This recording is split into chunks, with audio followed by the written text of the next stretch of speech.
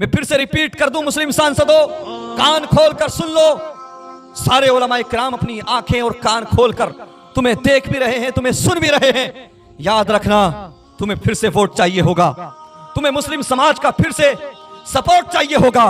कसम खुदा की, अगर तुम यूं ही खामोश रहे, अगर नबी की नामूस पर तुम संसद में बोलते हुए नजर नहीं आए, तुमने कानून बनाने की मांग नहीं की, तो याद रहे इलेक्शन फिर आएगा, वोट मांगने तुम फिर आओगे। कसम खाते हैं हम, कसम खाते हैं हम, अल्लाह की कसम खाते हैं, अपने नबी की इज्जत की कसम खाते हैं, हम सारे उलमाए किराम हमसे मिलकर जो हो सकेगा हम आपकी मुखालफत करेंगे, आपके रास्ते में आएंगे। हम ऐसे किसी भी मुस्लिम सांसद को या मुस्लिम विधायक को अपने घर की दहलीज पर, अपने बस्ती के अंदर घुसने नहीं देंगे, जिसे फर्क नहीं पड़ता हमारे नबी की तौहीन होने से, जिसे फर्क नहीं पड़ता हमारे नबी की बार बार तौहीन करने से, जिसे फर्क नहीं पड़ता नबी की नामूस पर हमला होने से। अगर चाहते हो ये मुस्लिम कौम तुम्हारे शाना बशाना खड़ी रहे, अगर चाहते हो ये मुस्लिम कौम तुम्हें सपोर्ट भी दे, दुआएं भी दे, तुम्हें वोट भी दे पहले की तरह, तो अब तुम्हें मुस्तफा करीम की इज्जत पर बात करना होगी, मुस्तफा करीम की नामूस पर बात करना होगी। पार्लियामेंट से लेकर असेंबली के अंदर मेरे नबी सल्लल्लाहु अलैहि वसल्लम की इज्जत पर बात करना होगी और कानून बनाने की मांग करना होगी। और अगर ऐसा नहीं करते तो फिर याद रखिए, ये मुस्लिम कौम हजार इख्तिलाफ का शिकार है। ये मुस्लिम कौम चाहे किसी मैटर को लेकर एक प्लेटफॉर्म पर आए या नहीं आए, लेकिन नामूस रिसालत सल्लल्लाहु अलैहि वसल्लम की खातिर ये पूरी की पूरी कौम तुम्हें एक प्लेटफॉर्म पर नजर आएगी। जमाने भर की हर एक नेमत उन्हीं के सदके खुदा ने दी है, गर उनकी इज्जत पे हर्फ आया हम अपनी इज्जत का क्या करेंगे। हम और आप जानते हैं पिछले कुछ सालों में ये एक ट्रेंड बन चुका है कि जिसका भी दिल चाहता है वो प्यारे नबी सल्लल्लाहु अलैहि वसल्लम की शान अक़दस में तौहीन करता हुआ नजर आता है। और मैं ये बात कहूँ तो मेरी बात से आप इत्तेफाक करेंगे कि पिछले 10-11 सालों में सबसे ज़्यादा मुसलमानों को अगर किसी चीज़ से तकलीफ पहुंची है, सबसे ज़्यादा अगर मुसलमान किसी वजह से तकलीफ का शिकार हुए हैं, तो वो यही है कि बार बार हमारे नबी सल्लल्लाहु अलैहि वसल्लम की शान में तौहीन की जाती है। लेकिन मैं देख रहा हूँ कि पार्लियामेंट के अंदर जहाँ हमारे मुस्लिम नुमाइंदे, मुस्लिम सांसद हर एक छोटी बड़ी बात को उठाते हुए नजर आ रहे हैं, लेकिन ऐसे हसास मसले पर अभी तक बोलते हुए नजर नहीं आए। मैंने पहले भी कहा था और बहुत सारे उलमाए किराम ने पहले भी इस तरफ तवज्जो दिलाई थी। हमने कहा था तमाम चुने हुए अपने नुमाइंदों से, मुस्लिम सांसदों से, कि ये कौम आपको अपना नुमाइंदा बनाकर संसद में भेज रही है, ये कौम आप पर भरोसा करती है, इसलिए आपको वोट दिया, आपको सपोर्ट दी और आपके शाना बशाना रहे। लेकिन ये कौम आपसे ज्यादा कुछ नहीं चाहती, बस इतना चाहती है कि नामूस रिसालत सल्लल्लाहु अलैहि वसल्लम पर जो बार बार हमले होते हैं, प्यारे नबी सल्लल्लाहु अलैहि वसल्लम की जो बार बार तौहीन होती है, इसको लेकर आप संसद में आवाज़ उठाएं और कानून बनाने की मांग करें। लेकिन हम देख रहे हैं कि हमारे मुस्लिम सांसद पार्लियामेंट में जाकर नामूस रिसालत सल्लल्लाहु अलैहि वसल्लम पर बोलने को तैयार नहीं। ये जो बार बार तौहीन रिसालत की जाती है, इस पर अपनी ज़बान खोलने को तैयार नहीं। मैं इतना कहूँगा, वोट आपको दिया है जनता ने, वोट आपको दिया है इस कौम ने, आपको दुआएं भी दी हैं। और अगर आपने पार्लियामेंट में हमारे नबी सल्लल्लाहु अलैहि वसल्लम की बार बार होने वाली तौहीन को लेकर, इंसल्ट को लेकर आवाज़ बुलंद नहीं की, कानून बनाने की मांग नहीं की, तो याद रखना ये मुस्लिम कौम आपको ना दुनिया में माफ़ करेगी ना आखिरत में माफ़ करेगी। किससे कहेंगे हम, कहाँ जाएंगे हम, कौन समझेगा हमारी बात को? अगर तुम मुसलमान होकर नहीं समझोगे तो कौन समझेगा? दूसरे लोग भी क्यों अहमियत देंगे इस इशू को, जब वो देखते हैं कि इस मैटर पर, इस इशू पर कोई भी मुस्लिम सांसद बोलने को तैयार नहीं। मैं इन मुस्लिम सांसदों से कहना चाहूँगा, गुजारिश करना चाहूँगा, आपका काम सिर्फ ये नहीं है कि आप शादियों में जाकर फ़ोटो खिंचा लें, आपका काम ये नहीं है कि आप लोगों के घरों में जाकर, दफन में जाकर फ़ोटो खिंचा लें, आप जनाजे में शरीक हो जाएं। अरे आप न शादी में जाइए न जनाजे में जाइए, कोई कुछ नहीं कहने वाला आपसे, लेकिन आप मुसलमानों के दिलों की परवाह कीजिए, मुसलमानों को होने वाली तकलीफ का एहसास कीजिए। हमारे नबी सल्लल्लाहु अलैहि वसल्लम की शान में बार बार तौहीन की जा रही है, आप पर लाजिम है, ज़रूरी है कि आप पार्लियामेंट में ऐसा कानून बनाने की मांग करें कि जिस कानून के बनने के बाद में कोई भी बदबख्त, कोई भी घटिया इंसान किसी भी रिलीजियस पर्सनालिटी की तौहीन ना करे, किसी भी मजहबी शख्सियत की तौहीन ना करे, कम से कम 15 से 20 साल की सजा का प्रावधान हो।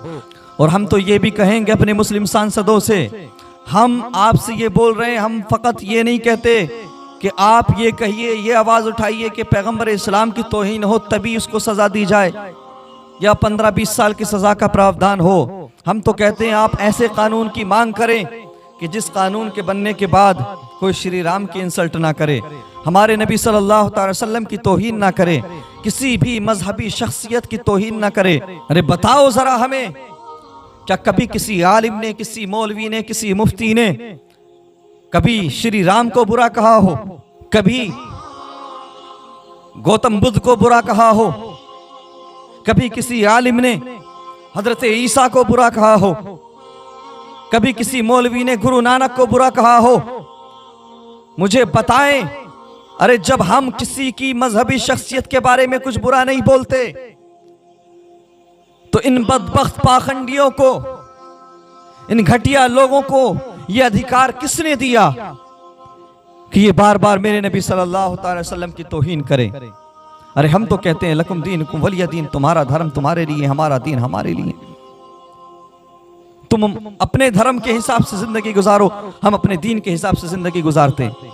हम तुम्हारे मजहबी मामलात में इंटरफेयर नहीं करते, दखल अंदाजी नहीं करते। तो तुम्हें यह हक किसने दिया कि बार बार मेरे नबी सल्लल्लाहु अलैहि वसल्लम की तौहीन करो? क्यों नहीं समझते इस बात को? मुसलमान घरों पे बुलडोजर चलने पर सब्र का दामन नहीं छोड़ता। हमारी मसाजिद को, हमारे मदारिस को टारगेट किया गया, हमने सब्र का दामन नहीं छोड़ा, हमने सब्र से काम लिया। हमारे नौजवानों को, हमारे बुजुर्गों को चौराहों पर लिंच किया गया, हमने सब्र का दामन हाथ से नहीं जाने दिया। लेकिन क्यों नहीं समझते इस बात को? पैगंबर इस्लाम सल्लल्लाहु अलैहि वसल्लम की तौहीन के मामले में मुसलमान सब्र नहीं कर सकता। हमें अपनी धड़कनें बुरी लगने लगती हैं, हमें अपनी सांसें बुरी लगने लगती हैं। और अगर हम अपने नबी की तौहीन नहीं रोक सकते तो क्या फायदा इन धड़कनों का, क्या फायदा इन सांसों का? क्यों नहीं समझते इस बात को ये बदबख्त? क्यों नहीं समझते ये हराम की औलादें? अरे तुम हमें गाली दोगे हम बर्दाश्त करेंगे, तुम हमारी इंसल्ट करोगे हम बर्दाश्त करेंगे, लेकिन हमारा नबी हमारा गुरूर है, हमारा नबी हमारा घमंड है, हमारा नबी हमारा प्राउड है। हम अपनी गर्दन देना पसंद करेंगे लेकिन अपनी नबी की तौहीन बर्दाश्त नहीं करेंगे, अपने नबी की इंसल्ट बर्दाश्त नहीं करेंगे। बार बार मुसलमानों के जज्बात के साथ खिलवाड़ किया जाता है। अभी माजी करीब में आपने देखा, एक्स मुस्लिम समीर नाम के एक बंदे ने कुरान शरीफ की बेहुरमती की, उसको जलाया, उसकी बेहुरमती की, पैर रखा। आज तक कोई भी मुस्लिम सांसद या कोई भी इंसाफ पसंद सेक्युलर कहने वाला खुद को बोलता हुआ नजर नहीं आया, और वो कुत्ता आज तक आजाद है, उस पर कोई एक्शन नहीं लिया गया। मैं पूछता हूं, कानून सिर्फ मुसलमानों के लिए बना है? नरसिंहानंद जैसा बदबख्त जो बार बार हमारे नबी की शान में गुस्ताखी किया, आज तक वो आजाद घूम रहा है। गया था कुछ दिन के लिए, फिर बाहर आ गया। नुपुर शर्मा जैसी मलऊना ने हमारे नबी की शान में तौहीन की, वो भी आज आजाद घूम रही है। और दूसरी तरफ फकत एक शेर पढ़ने वाला मुफ्ती सलमान अजहरी, जिसने न किसी कम्युनिटी को टारगेट किया, न किसी समाज को टारगेट किया, न किसी की धार्मिक पुस्तक को टारगेट किया, न किसी की रिलीजियस पर्सनालिटी को टारगेट किया। मशरिक़ वुस्ता में होने वाले मजालिम को लेकर बात कर रहे थे। उनकी गुफ्तगू को इशू बनाकर एक शेर की वजह से उन्हें जेल में डाल दिया गया और आज तक उनको रिहाई नहीं मिली। तकरीबन 7 महीने होने को हैं। ये जुल्म नहीं है? क्या ये सिस्टम है? ये कानून है कि फकत एक शेर पढ़ने वाला 6-7 महीनों से जेल के अंदर है और भरे मंच में हजारों लोगों के बीच में मौला अली रजी अल्लाह तआला अन्हु की तौहीन करने वाला बागेश्वर धाम वाला बाबा आज तक आजाद घूम रहा है? ये सिस्टम है? फिर कहते हो मुसलमान शिद्दत पसंदी इख्तियार करता है, फिर कहते हो मुसलमान शिद्दत से बात करता है। अरे क्यों नहीं समझते, हमारी जानों से भी ज्यादा कीमती हमारे नबी की अजमत इज्जत है। हमारे नबी की नामूस पर हमारी हजारों लाखों करोड़ों जाने कुर्बान। हर एक मोमिन ये जज्बा रखता है, जितना जल्दी मुमकिन हो समझ लो इस बात को, हम अपनी गर्दन, अपनी धड़कन अपने नबी पे कुर्बान करने का जज्बा रखते हैं। हम तौहीन बर्दाश्त नहीं करेंगे, इंसल्ट बर्दाश्त नहीं करेंगे। हमारा दिल यही पुकार उठता है जब बात नामों से रिसालत की आए, करूं तेरे नाम पे जां फिदा, न बस एक जां दो जहां फिदा, दो जहां से भी नहीं जी भरा, करूं क्या करोड़ों जहां नहीं। जब बात नबी की इज्जत की आए तो कोई एक्सक्यूज नहीं चलेगा। जब बात नबी की अजमत की आए, जब बात नबी की नामूस की आए, तो किसी मसलहत की बात नहीं होगी, किसी हिकमत की बात नहीं होगी। कैसी ही फिजा हो, कैसी ही मजबूरियां हो, कैसी ही सिचुएशन हो, कोई भी वजह नबी सल्लल्लाहु अलैहि वसल्लम की तौहीन को बर्दाश्त करने के लिए काफी नहीं हो सकती। जब बात नबी की आई तो बात खत्म। अब किसी मसलहत की बात नहीं, किसी हिकमत की बात नहीं होगी। हमारे नबी सल्लल्लाहु अलैहि वसल्लम की शान में तौहीन करने की गलती मत करो। याद रखें, मुसलमान सब्र की इंतहा को पहुंच चुका है। अरे तुमने क्यों मुसलमानों को दोयम दर्जे का नागरिक समझ लिया? बार बार हमारी हब्बुल वतनी को टारगेट किया जाता है। हमारी हब्बुल वतनी पर अंगुष्ठ नुमाई करने वालों, इंडिया गेट पर जाकर देख लेना। हिंदुस्तान की मिट्टी के लिए शहीद होने वाले नामों को पढ़ लेना। नाम पढ़ते पढ़ते थक जाओगे, तुम्हें मुसलमान सरे फहरिस्त नजर आएंगे। अरे हम वो हैं कि जिनके आबाओ अजदाद ने वक्त पढ़ने पर, पाकिस्तान हो या अंग्रेज हो, कोई भी हो, हमने अपना खून दिया है इस भारत के लिए। भूल गए वीर अब्दुल हमीद की कुर्बानी को, जिसने पाकिस्तान के टैंकों को तबाह किया था। भूल गए अल्लामा फजल खैराबादी की कुर्बानी को, जिसने इस मुल्क की आजादी की खातिर काले पानी की सजा को भुगता। भूल गए सैयद किफायत अली काफी मुरादाबादी को, जिसको इस मुल्क के लिए अंग्रेजों ने मुरादाबाद के चौक पर लोगों के सामने तख्ते तार पे चढ़ाया था। तुम हमारी हुब्बुल वतनी को चैलेंज करते हो, हुब्बुल वतनी की आड़ ले लेकर बार बार मुसलमानों को टारगेट करते हो। याद रहे, मुसलमानों को किसी और से देशभक्ति का सर्टिफिकेट लेने की जरूरत नहीं है। हम तो कहते हैं अग्निवीर स्कीम लाने वालों, एक स्कीम ऐसी भी लाओ कि जिस स्कीम के जरिए पाकिस्तान के बॉर्डर पर आम मुसलमानों को और आम गैर मुस्लिमों को भेजा जाए, तब पता लग जाएगा कौन कितना बड़ा देशभक्त है। कसम खुदा की, माजी में भी हमारे उलमाए किराम अपने मुल्क के लिए गर्दन कटाते आए थे, और आज भी अगर जरूरत पड़ेगी तो मुकाबले में चाहे चाइना हो, मुकाबले में चाहे पाकिस्तान हो, ये मुसलमान तुम्हें सबसे अगली सफा में खड़े हुए नजर आएंगे और भारत के लिए अपनी गर्दनें देते हुए नजर आएंगे। शर्म नहीं आती, हया नहीं आती?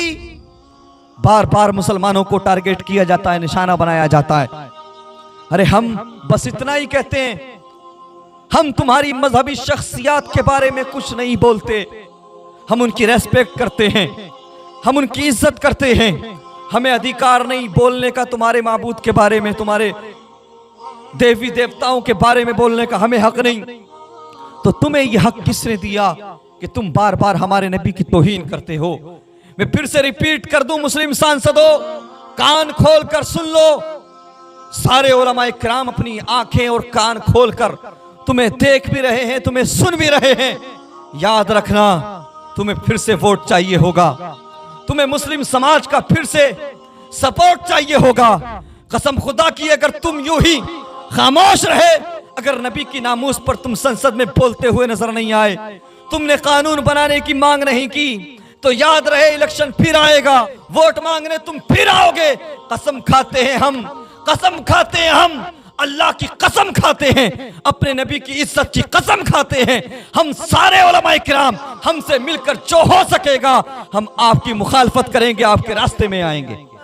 हम कसम खाते हैं हम ऐसे किसी भी मुस्लिम सांसद को या मुस्लिम विधायक को अपने घर की दहलीज पर, अपने बस्ती के अंदर घुसने नहीं देंगे जिसे फर्क नहीं पड़ता हमारे नबी की तौहीन होने से, जिसे फर्क नहीं पड़ता हमारे नबी की बार बार तौहीन करने से, जिसे फर्क नहीं पड़ता नबी की नामूस पर हमला होने से। अगर चाहते हो ये मुस्लिम कौम तुम्हारे शाना बशाना खड़ी रहे, अगर चाहते हो ये मुस्लिम कौम तुम्हें सपोर्ट भी दे, दुआएं भी दे, तुम्हें वोट भी दे पहले की तरह, तो अब तुम्हें मुस्तफा करीम की इज्जत पर बात करना होगी, मुस्तफा करीम की नामूस पर बात करना होगी। पार्लियामेंट से लेकर असेंबली के अंदर मेरे नबी सल्लल्लाहु अलैहि वसल्लम की इज्जत पर बात करना होगी और कानून बनाने की मांग करना होगी। और अगर ऐसा नहीं करते तो फिर याद रखें ये मुस्लिम कौम हजार इख्तिलाफ का शिकार है। ये मुस्लिम कौम चाहे किसी मैटर को लेकर एक प्लेटफॉर्म पर आए या नहीं आए, लेकिन नामूस रिसालत सल्लल्लाहु अलैहि वसल्लम की खातिर ये पूरी की पूरी कौम तुम्हें एक प्लेटफॉर्म पर नजर आएगी। इसलिए वक्त है अभी भी, बाज आ जाओ, सुधर जाओ और मुस्लिम कौम के दिलों की परवाह करो, मुसलमानों को पहुंचने वाली तकलीफ को दूर करने की कोशिश करो और मर्दों की तरह, बहादुरों की तरह पार्लियामेंट से लेकर असेंबली में अपने नबी सल्लल्लाहु अलैहि वसल्लम की इज्जत पर आवाज बुलंद करते हुए नजर आओ और मांग करो कि ऐसे फर्जी बाबाओं को आखिर क्यों सलाखों के पीछे नहीं डाला जाता। क्या तुम नहीं जानते मुस्लिम नुमाइंदों, क्या तुम्हें नहीं पता हम सैकड़ों FIR कर लें, सैकड़ों शिकायतें कर लें, लेकिन उसके बावजूद मुजरिम को छोड़ दिया जाता है। मुजरिम को या तो कैद ही नहीं किया जाता, और अगर कैद किया जाता है तो चंद दिन के अंदर उसको छोड़ दिया जाता है। तुम अच्छे से जानते हो कि सिर्फ FIR भी काफी नहीं, चूंकि इनको सपोर्ट किया जा रहा है, इनको तहफ्फुज़ दिया जा रहा है, इसलिए जरूरी है कि तुम पार्लियामेंट में नामूस रिसालत सल्लल्लाहु अलैहि वसल्लम पर कानून बनाने की मांग करो। और सिर्फ मुस्लिम सांसद ही नहीं, चाहे हिंदू सांसद हो, गैर मुस्लिम सांसद हो, जो भी इंसाफ पसंद हो, वो सभी की धार्मिक पुस्तकों को लेकर, सभी की मजहबी शख्सियात को लेकर एक कानून की मांग करें, जिस कानून के बनने के बाद ना कोई श्री राम की इंसल्ट करे, ना पैगंबर इस्लाम सल्लल्लाहु अलैहि वसल्लम की तौहीन करे, ना ही हजरत ईसा अलैहिस्सलाम की तौहीन करे, ना ही कोई गौतम बुद्ध की तौहीन करे, ना ही कोई गुरु नानक की तौहीन करे। हम चाहते हैं एक ऐसा कानून बनाया जाना चाहिए, इस पर गौर व खोज करना होगा। मैं अपनी बात को यहीं पर ख़त्म करता हूँ। अल्लाह तबारक व तआला हमारे मुल्क के अंदर अमन शांति कायम फरमाए और हमारे मुल्क की अखंडता को, हमारे मुल्क की एकता को तोड़ने वाले पाखंडी बाबाओं से हमारे मुल्क की हिफाजत फरमाए और अल्लाह तबारक व तआला हमारे मुल्क को तरक्की अता फरमाए, हमारे मुल्क से नफरत का खात्मा फरमाए। वाखिर दावाना अल्हम्दुलिल्लाहि रब्बिल आलमीन व मा अलैना इल्लल बलाग।